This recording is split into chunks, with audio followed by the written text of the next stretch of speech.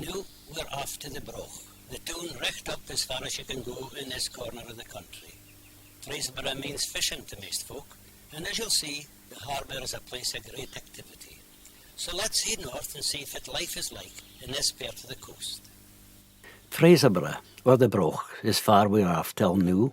This wheel Kent north-east port is what we'll bring to you. The esplanade, the beach with its miles of shimmering sand, is famed, aye, far and wide, and you can see that it looks grand. The War Memorial welcomes you as you get nearer the town, and the Salton Park Gardens with its fountain is worth a dander roon. Well tended and looked after with colours clear and bright, an uplifting start to our visit. I think we're going to be a recht. Now down the way of the harbour, a bustling busy place, this is where the Broch shows off its real working face. Boats of description are lying side by side, waiting, watching, wobbling, waiting for the tide. In the centre of the bustle, the lifeboat station stands supreme, for both bravery and tragedy Fraserburgh folk have seen, waiting for the call that they ken will surely come. I hope for success in bringing good news and relief to some. The Temperance Jubilee Fountain took it awa nearly out of sight. Erected in 1889, but did they win the fecht? For here look nae far awa, facing outwards to the sea, nae just a pub, or even twa, I've counted up to 3. Salton Square with the market cross is far the folk a meet, to pass the time of day or hair blether on a seat. The council chambers imposing looking upwards to the sky, far important decisions have been made in days no long since by. It's fine to see the Broch still has an original shop or twa. Granny's Mac's wool shop stands out abeen them a'. On High Street, the candy shop, it must have been ane of the first.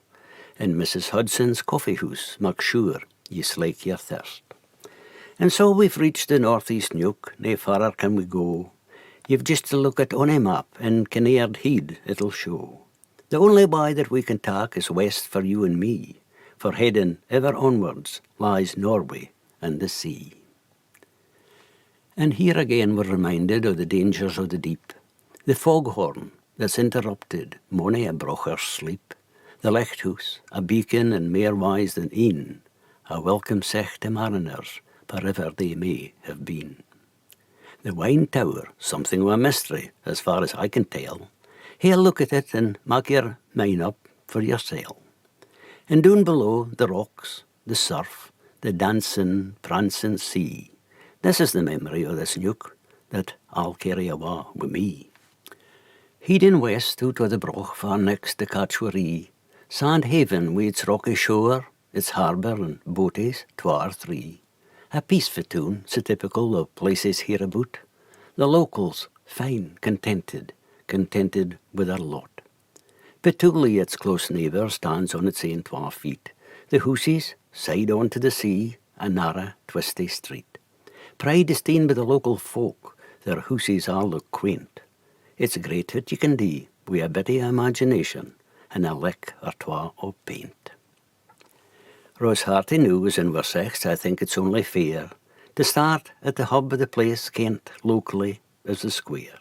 Again there is a harbour with a boatie near and tan, and 2 or 3 have thought better out and taken refuge on dry land.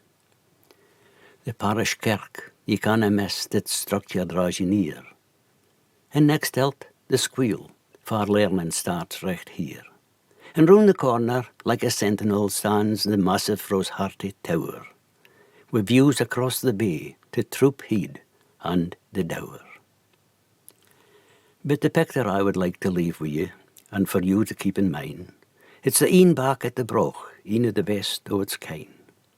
At the extremity of this country, that to Aberdeen is clear, the lighthouse standing proud and strong, as it's been for mony a year.